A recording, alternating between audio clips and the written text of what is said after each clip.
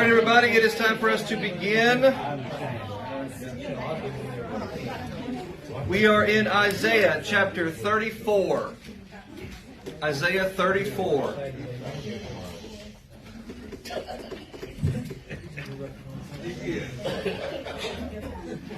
We technically started this chapter at the end of the last class, so I'm not going to rehash what we studied, which is the first 6 verses, but I'll quickly summarize it, just because we'll be jumping right in the middle of the thought.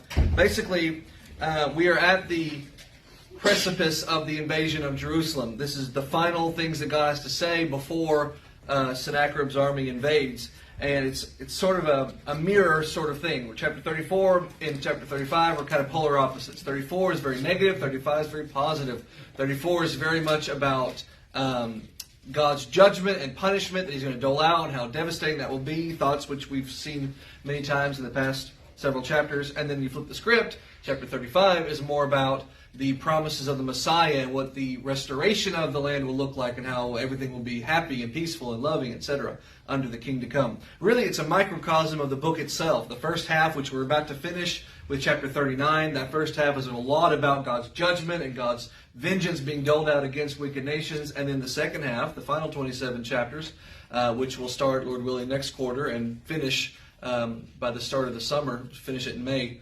That's all about the restoration of Israel and the coming of the Messiah and how everything's going to be great. They don't really understand what it's going to look like, but that's what it's going to be about. So that kind of two-sided aspect of it is in play in chapter 34 and 35. So here in chapter 34, we're getting a lot of the negative, we're getting a lot of the hardship. It's not about Judah, though. It's about Edom. It's about the neighboring nation to the east-ish, southeast-ish of God's land, God's people.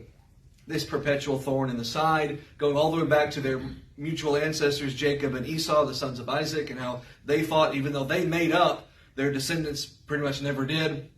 And we're always bickering and fighting with each other, kind of back and forth, kind of like England and France on a smaller scale for a long time. And so Edom is going to, really we don't get into this here in the text, but just for background, Edom assists Assyria in some of the invasion. I shouldn't say they assist them. Assyria doesn't ask for help, but they didn't get any help.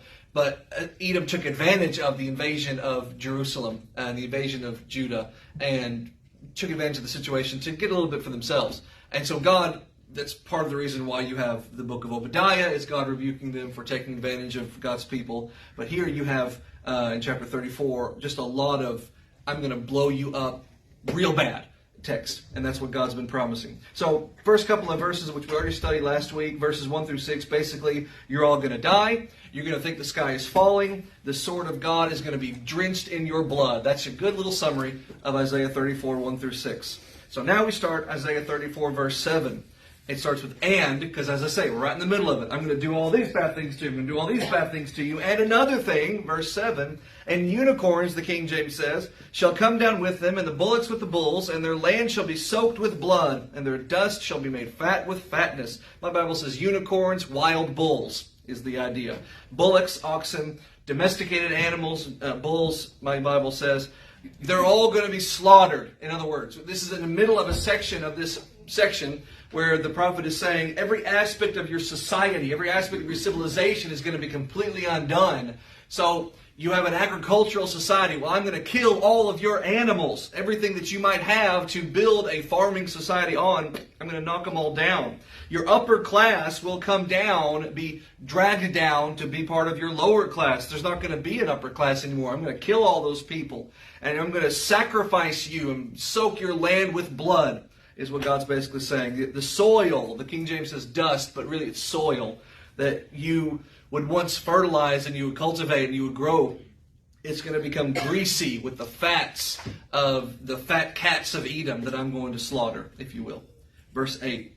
"For it is the day of the Lord's vengeance and the year of recompense for the controversy of Zion." For the hard times, well, King James says controversy, for the hard times of Zion, for the hardships that my people are going to endure. I'm dealing with them. I'm handling them. I'm going to spank them. But here you are, the sibling, standing over there laughing at them when I'm spanking them. And as I'm spanking them, I'm thinking, oh, I'm about to spank you next. That's what's happening here. That's what God's doing here. It is, my Bible says day and year. Does your Bible have those two words? The day of God's vengeance, the year of his recompense, something like that? Yeah. The punishment, that's how fast it comes. The sting lasts a little while. The day of the Lord's vengeance and a year of the recompense of God's punishment. So you're going to feel it for a long time, Edom. 34:9. And the streams thereof shall turn to pitch, the King James says. Your beautiful flowing rivers are going to be saturated and overflowing now with mud and waste and death. And the dust against soil thereon will turn to brimstone. The soil that sprouts all your vegetation will now be a smoking cinder. You're not going to be growing anything anymore. It'll be unbeautiful. It'll be unusable. Your land uninhabitable. Verse 10. It, your land, shall not be quenched night or day. The smoke thereof shall go up forever. Little hyperbole, but the point stands.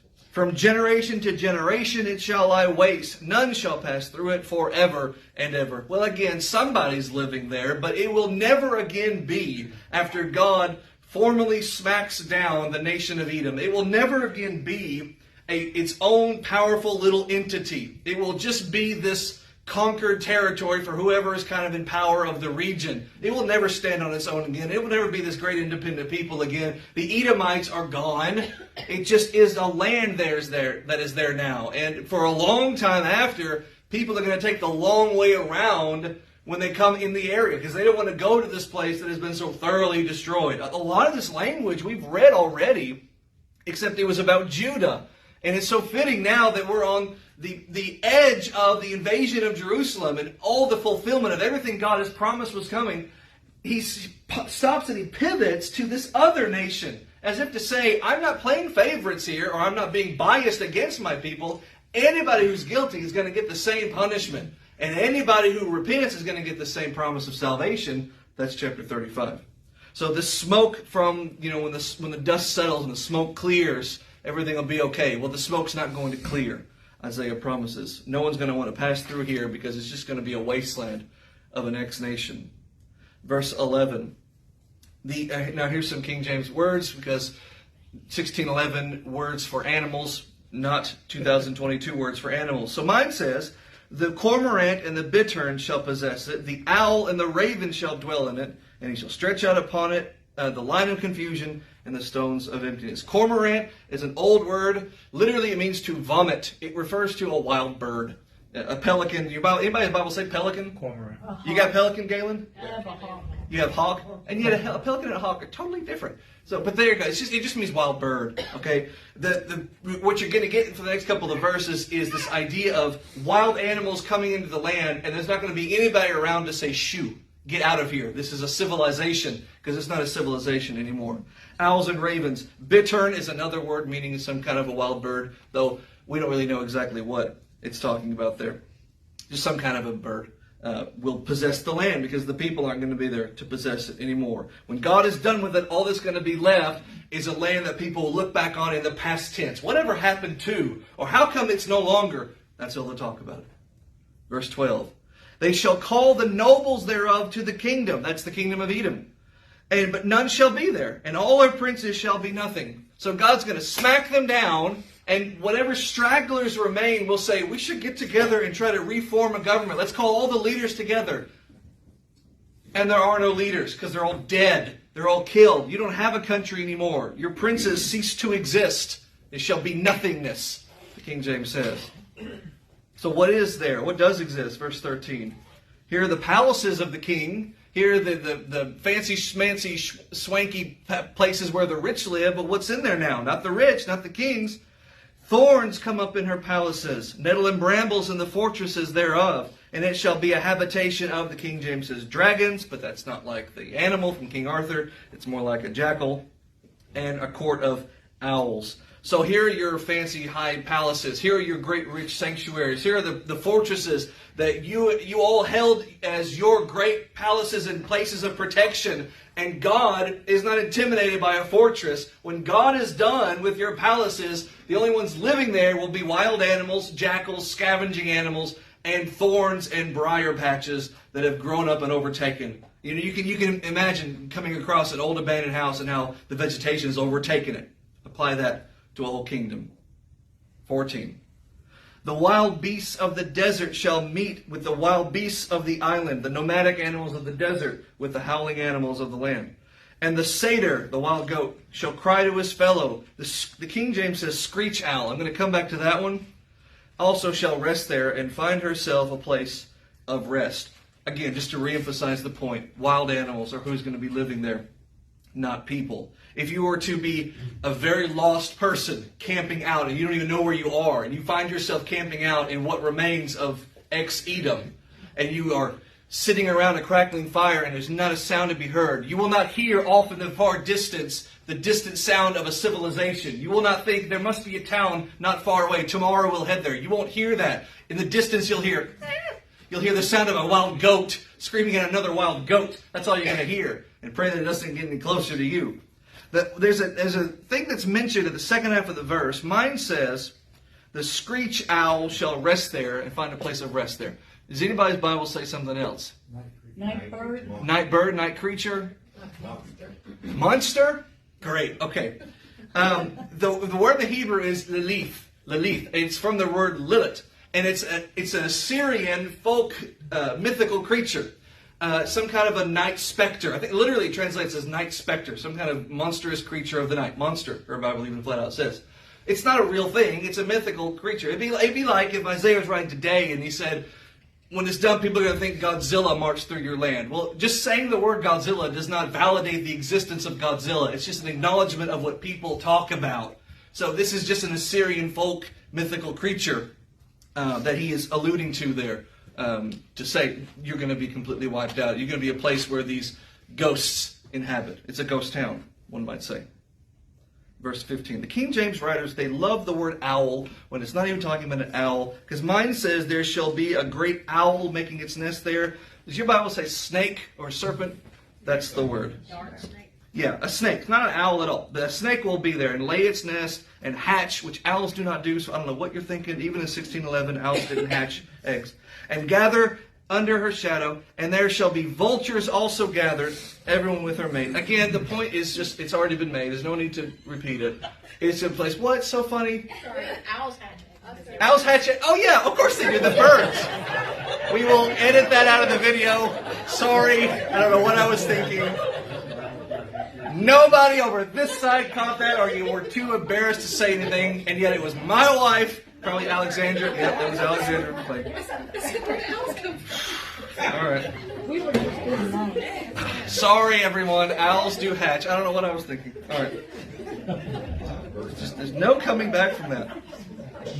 All right, I'm done. Y'all, you can go over it. No, I'm just kidding. Anyway, it's not talking about an owl. That's just a mistranslation. It's a snake. Anywho, verse 16. See, all right. Verse 16. Hey, focus, people. Seek out the book of the Lord and read. Now, after all the illustration, fittingly now we get back on track because it's a new subject here. He says, I made all these prophecies. I didn't make them for no reason. I'm not yelling into the wind. Seek them out after they have been fulfilled. Go back and read them and see that they are true. And see the prophecy is confirmed. So seek out the book of the Lord, which is here, and everything else has been written prophetically about these things. None of these prophecies shall fail. None shall want her mate. For my mouth it has commanded, and his spirit it has gathered them. Frank, what does your Bible say at the end of verse 16? I was daydreaming. Where are you at? Verse 16. You guys got it all messed up. His spirit has gathered them. Say again. His spirit has gathered them. Is that the very end of it? Yeah. All right. The mouth of the Lord has commanded, and Yes. his spirit has gathered them. There it is. It's just a little inside snippet, little insight into the thought process of inspiration. I love looking for these things. Listen, it is perfectly fine to start in Genesis and finish in Revelation 365 days later. Fine. But if you do that 100 times, at some point, shake it up a little bit. Sometimes you should go through the Bible and look for things. Make that the focus of your study. So one time I went through and I started looking for, I wanted to find all the references about inspiration. Because I wanted to learn what the writers who were actually inspired by the Holy Spirit, whatever he was doing with their brains, what he was doing, and how they described it, how they wrote about it. There's only a handful of verses out there, but they're always fascinating and interesting. And here's one of them, where he's describing, he's not just saying, it's true, it will come to pass. He's saying it'll come to pass because the mouth of the Lord spoke it. But it's your pen, Isaiah. Yes, but he got that from God. He's not just summarizing. He's not just daydreaming. He's not just high on shrooms and just imagining things. He has been given a message by God. The mouth of the Lord spoken. And in the end of the verse it says, His Spirit has gathered those thoughts and formed them together to give them to the way He wants Isaiah to distribute them. That's the inspiration process. So that's what He's promising here. That this is true, and you'll see it and you'll know it after the fact. Of course, by then it'll be too late, but He encourages the next generation to read and see, to trust the next prophecy that comes along. Verse 17. And He has cast the lot for them, and His hand has divided it unto them by line. They shall possess it forever, from generation to generation shall they dwell therein. God has made the decision to separate the land from Edom's people. In other words, He's made the decision. I have cast the dice, the proverbial dice, and I have said it's fallen on you. You're going to go down. This is not bad luck, and I just use dice as an illustration. But it's not bad luck. It's not random chance. This is the judgment of God, is what He's saying. So there's no fighting it. Once it's said, it's done, it's done. Your land will be a possession of animals from generation to generation. Is Edom ever going to be re-inhabited? Yes. The land will be inhabited by people again. But as I said, it's never again going to be what it once was. They chose to fight against God. I would point out, as we end the chapter, that God has said, I am going to punish my people. I am going to bring in Assyria. Later, bring in Babylon. And I'm going to use these nations to destroy my people. That is the will of God. Nevertheless, it is not okay for Edom or anyone else to say, well, if that's your will, then I'm going to join in too and fight against them. Because God's going to say, well, that's my people you're fighting against. You don't get to do that. Only I get to spank my kids. I didn't give you permission to spank my kids. I didn't give you permission to yell at my kids. I'll do that. I don't need you doing that. You're out of line, Edom. Thus you get smacked down too. So that's the negative half. Now we flip the coin over. Chapter 35, the positive. Verse 1. The wilderness and the solitary place. Stop. That's everything he just said about Edom. It's everything he's already said about Judah. The difference between Judah and Edom is Judah will come back from this. Edom will not. With all these nations that God has said, you'll be a desolation forever and ever, He's never said that about Judah. Because with Judah, He's always had the plan for a Messiah to come. That's chapter 35. So the wilderness and the solitary place of Judah will now be a place of gladness. It shall be glad for them.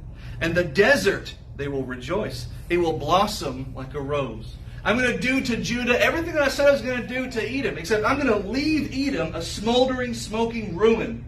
But Judah, this place I'm going to turn into a desert wasteland, I'm going to let it bloom again. I'm going to let springtime come back. The Messiah is going to come to this land and make what is barren fruitful once more. Verse 2.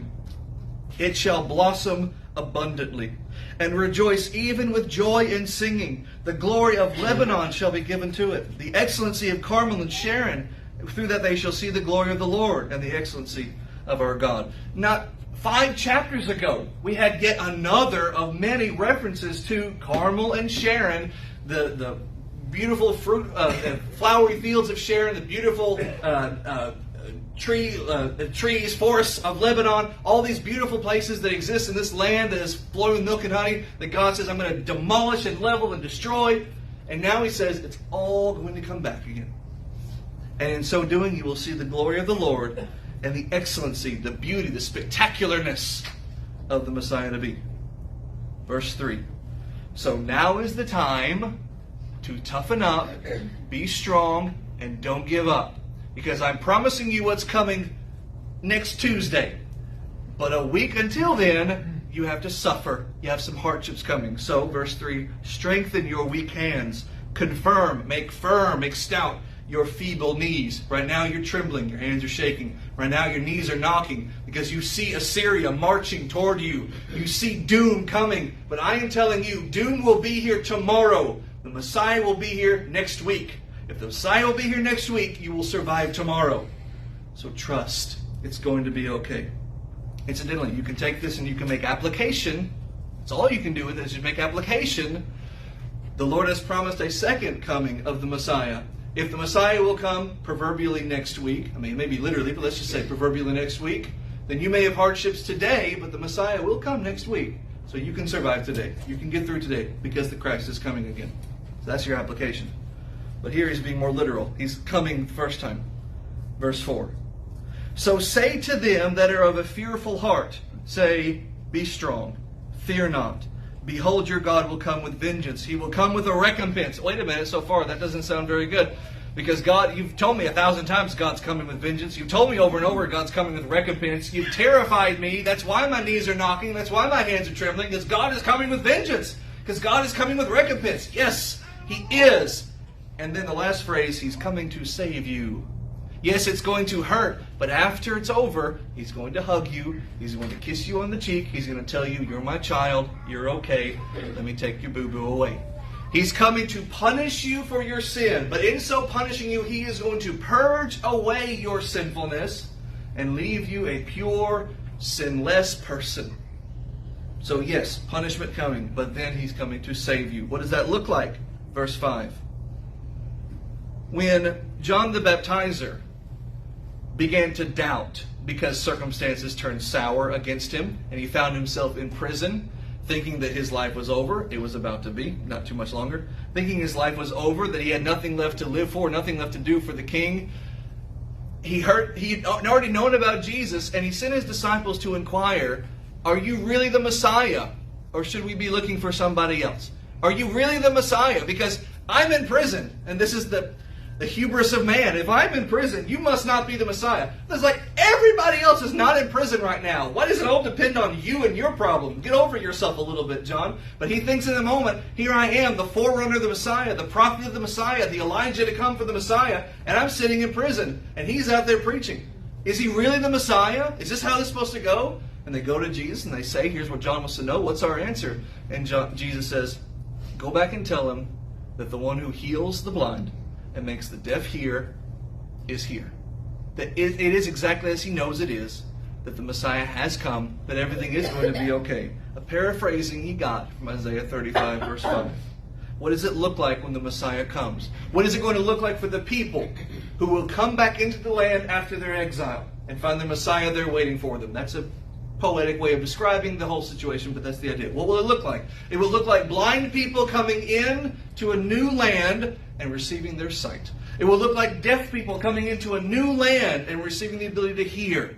The eyes of the blind shall be opened. The ears of the deaf shall be unstopped, the King James says. I'll read it, Matthew 11, 4 and 5. Jesus answered and said to them, go and show John again those things which you do hear and see. I mean, he said that on purpose. The blind receive their sight, and the lame walk. The lepers are cleansed, and the deaf hear. The dead are raised up, and the poor have the gospel preached to them. He knows who I am. He's just forgotten. Yes, ma'am. You know, Matthew, but John the Baptist baptized Christ. And, you know, God spoke from heaven Yes. with a dove. So, I mean, how could he doubt? Exactly. How could anybody? And yet here you have the ability to read it and know the same thing that he knew. Have you ever doubted? Well, have you ever had anything that might cause you to not be as faithful as you could be? Yeah. There you go. All right, but someone might say, well, how could you do that? Well, how can any of us? We're all weak. We all make mistakes. And that's why John's such a great example. Here's a guy who, as you say, literally put the man in the water, actually heard the voice of God say, this is my son, knew that he was the forerunner for that Messiah, and yet even he could have doubt. So I'm not excusing it, but I'm saying, whew, that makes me feel a little bit better when I have my own foibles, when I have my own faults. Because if John could make a mistake, if John could fall a little bit like that, I don't mean fall in a spiritual way, I mean if he could stumble and be able to pick himself back up, then okay, then there's hope for me. Does that make sense? So he had doubts. Just like we get, you know, like you said, when you go through rough times, sometimes you have that feeling. Yes. But he was having doubts because he was in prison. Sure. Even though he saw all that. Yes. So you're right. It does kind of make you feel a little bit better. Not that it's okay to doubt, not to excuse the doubting, but to at least say, hey, at least I can see that it's a human response. Because if even John, this amazing prophet of God, could struggle like that, then, okay, I'm not alone, is what we'll feel. Verse 6. Then shall the lame man, so we've got the blind, we've got the deaf, now we have the one who can't walk, he will leap like a deer, King James says heart. And the tongue of the dumb mute shall speak. In fact, not speak, mine says sing. For in the wilderness shall waters break out and streams in the desert. A place where there should be no water, fountains will erupt. A place where there should be barren, rivers will run through it. This is metaphor, this is poetry, this is a way of describing a barren, dead land that is coming to life by the giver of life walking through it. Where everywhere he sets his feet, life sprouts up. Even if it is dead people, life comes back to them because that's his power. He's the Messiah. He's the one you've been waiting on. Mind you, phraseology like this was never appreciated before Isaiah wrote it. These people, if you ask these audience of 700 BC about the Messiah, who's your Messiah? What's he going to look like? They are not thinking this miracle person. They are thinking here, before captivity, their picture of the Messiah is like another prophet, is like a great Moses. In fact, Moses calls him a prophet, Deuteronomy 18:13. So they're expecting some great Mosaic sort of figure who'll come in the big fancy robe, and he will come and he will speak to us, and he'll usher in great peace. But they don't have any idea that it is God in the flesh. They don't have a concept of that. When they come out of exile, they're expecting the Messiah to be militaristic. They're expecting to be a champion, a conqueror, a bloodthirsty slaughterer of people. They're not going to get that at all. I mean, they're going to get a prophet, they're going to get a preacher, they're going to get a teacher, but they're going to get a meek and mild and humble, to the point where if you smack him, he won't even think about smacking you back. Shepherd guy, son of a carpenter from the wrong side of town. It's not at all what they envisioned. But here Isaiah is introducing new ideas they hadn't really considered about the Messiah. That he is this guy that everywhere he sets his feet, life will just spring up. And wherever there is a deficiency and a malady, it will not be there anymore. We're to the point where if you're literally blind, you'll see in his presence. If you can't hear, you'll hear in his presence. If you can't walk, you'll walk in his presence. And any other thing you can imagine, it will be taken away. And all of that is, he will literally physically do those things.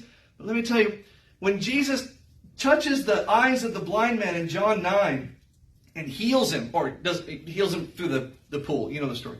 Yes, it's a physical miracle. He really caused his eyes to see, but his purpose in coming was not just to physically give sight to the blind.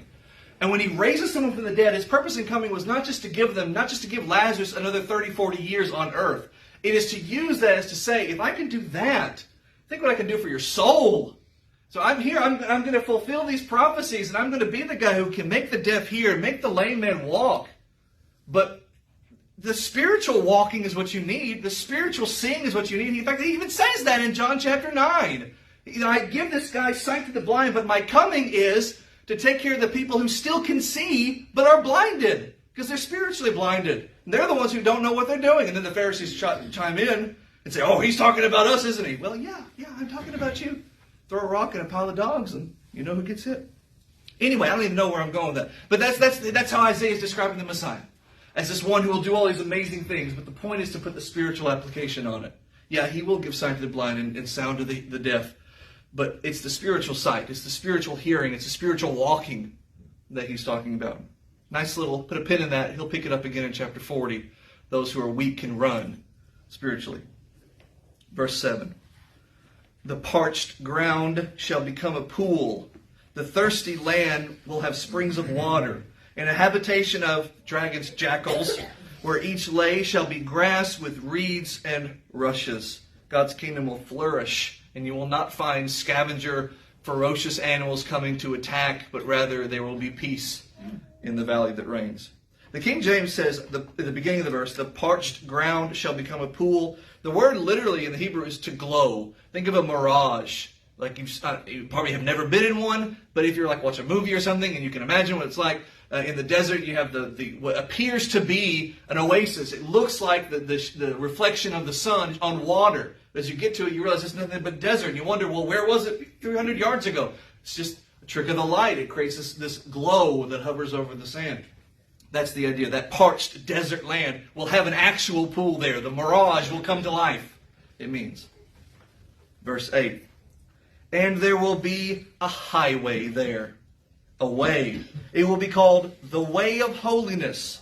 The unclean will not pass over it, but it will be for those. The wayfaring man, though fools, will not err therein.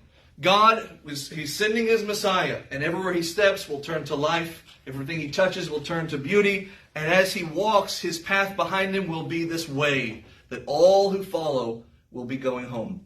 And no unrighteous person will go on this road. There is an interstate highway heading home, is what he says. The King James, yours Bible too probably, uses two different words. Mine says a highway and a way at the beginning of the verse. You have two words there?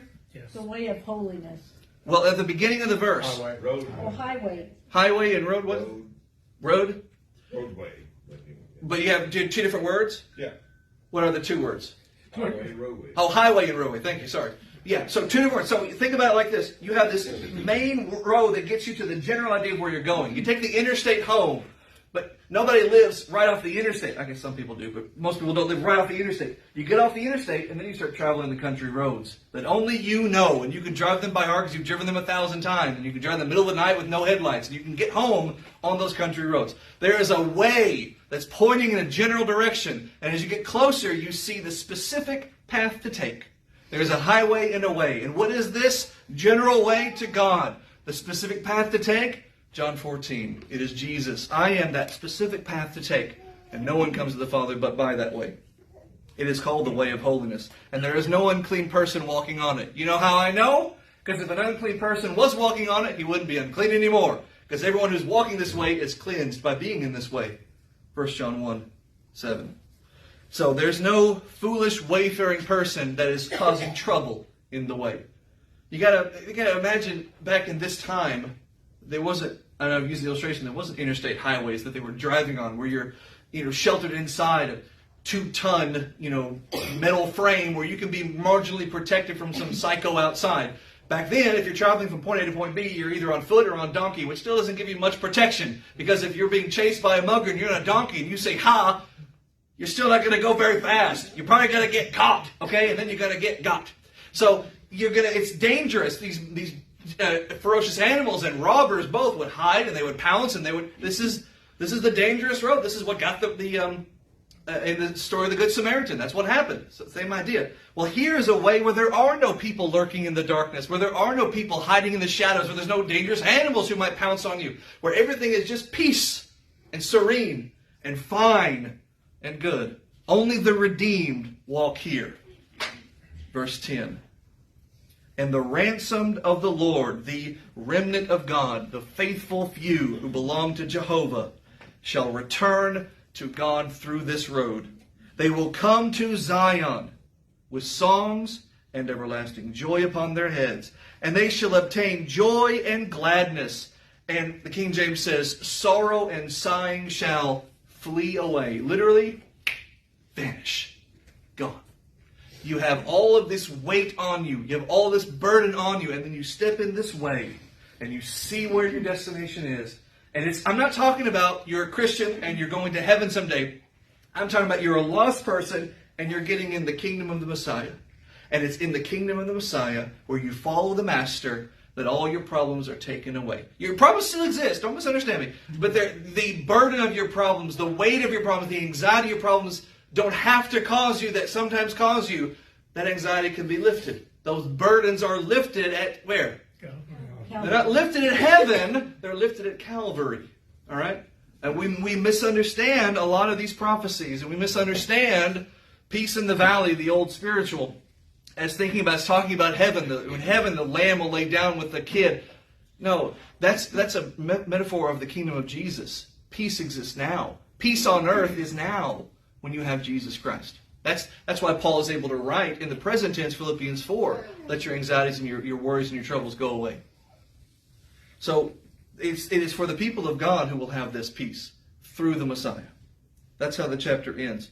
I want you to imagine what it's like hearing these words from the prophet on the street corner. I want you to think about, like 1940, London, the Blitz, okay? German air attacks pouring down on London. You're a poor, scared child in a basement, huddled up, snuggled up close to a mother, right? And with every slam of the artillery into the ground, your house shakes, dust falls from the ceiling, and you're just hoping the house won't fall on you. And then you're scared. You're a child. You're trembling. You're worried. And your mother's just trying to console. Your mother's trying to reassure. So she's holding you close, and she says, when all this is over, when this war is finished, when the Germans are defeated, when we have peace again, then we're going to take this beautiful trip. We're going to go up north to the country. We're going to live in a peaceful land.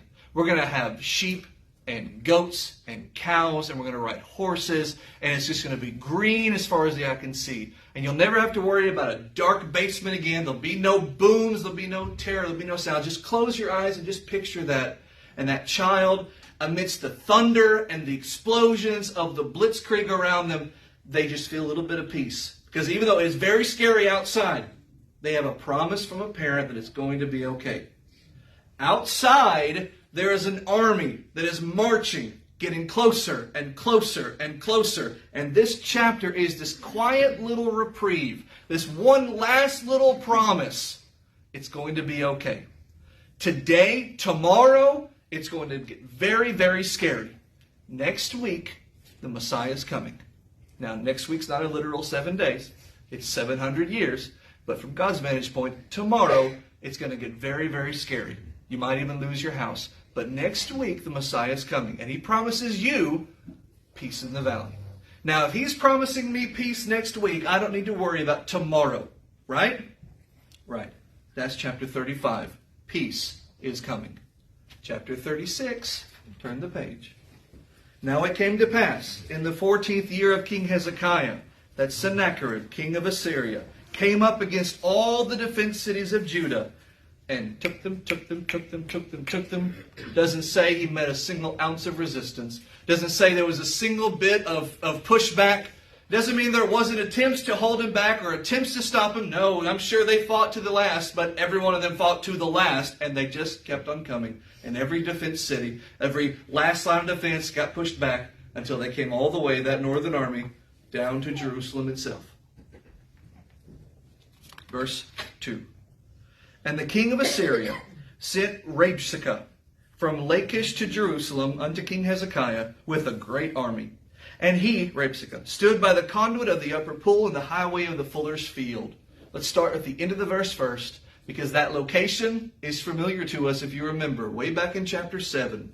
When Isaiah first got his commission to go preach, that was in chapter 6, God said, your first order of business is to go directly to the king and tell him, I'm going to take care of him. And if he trusts in me, I will save his life. That if he trusts in me, I will deliver him. That if he trusts in me, he doesn't have to worry about Assyria. So go deliver that message to the king. Isaiah goes directly to the upper pool in the highway of the fuller's field.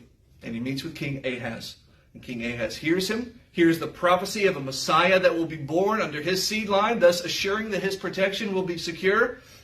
And he says, thank you very much. Back to business. Completely disregards it, goes back to his sinful ways, continues trying to make his alliances with Egypt, which will come into play here in a little bit, and doesn't do anything with Isaiah. And now those chickens have come home to roost. Now, Sennacherib, the head of the army, Sennacherib sends his head of his army, Rabshakeh, which is not a name, it's a title. So think of it like his 4-star general, his chief diplomat, his top military guy, all rolled into one. He sends his guy to meet a new king's advisors at that same place where the previous king chose not to listen to God. And now he's suffering the consequences thereof. So now he goes to meet with the advisors of the king of the day. Hezekiah is named for us here. It's the first time he's mentioned since chapter 1:1, where he was only mentioned there just in passing for Isaiah to say, here's all the kings that were kings when I was writing. That's it. You don't hear about him at all until now.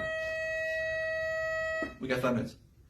So here comes Rabshakeh with his army, and Hezekiah sends who? Rabshakeh is, as I say, he's the Schwarzkopf. He is the Eisenhower. He is the top guy. Then came forth unto him Eliakim, Hilkiah's son, who was over the house, and Shebna the scribe, and Joah, Asaph's son. 2 of these cats we've already met before. Eliakim, well, Shebna used to be the chief treasurer of the kingdom, but he got demoted and Eliakim took over. That happened in chapter 22. So as is typical with corrupt bureaucracy, this guy who was terrible at his job doesn't get fired. He instead just gets demoted a little bit. I'm sure he's going to work his way back up later. In fact, he won't. He's going to be exiled to Egypt later. Because how fitting is that? Because his whole thing was he was trying to tell Ahaz, don't listen to Isaiah, you need to trust in Egypt. Well, if you like Egypt so much, you can just marry it. So he's going to live in Egypt for the rest of his life. Well, that hasn't happened yet. Right now, he's been demoted. The chief treasurer is Eliakim.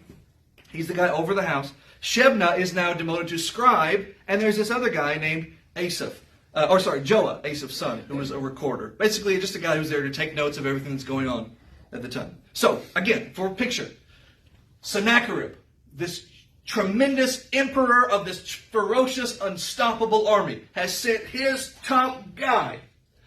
King Hezekiah has sent in his defense, in this corner, he has sent his treasurer, his lawyer, and his secretary. He's not sending his best, okay? This is not going to be a fair fight. Verse 4, Rabshakeh says to them, here's the message to King Hezekiah. Thus says the great king, the king of Assyria. Here's his message, quote, what confidence is this wherein you trust? In other words, where do you get off not already having surrendered? How dare you not have already handed over the keys to Jerusalem? How dare you even send a representative and not your own head? How dare you stand up before the great King Sennacherib without having already said, I'm sorry I didn't surrender yesterday. The audacity to think that you could stand up to us. I mean, we're going to beat you. But just the fact that you're making us break a sweat to do so, that we might break a nail fighting you. How dare you? Where do you get off? What is the source of your confidence? He's going to answer his own question in a second. But it made me think, a couple of weeks ago, I don't even know who it was, because they're all terrible. It's some linebacker from Alabama. They're not terrible on the field. He was asked, as you know, Alabama's defense is good.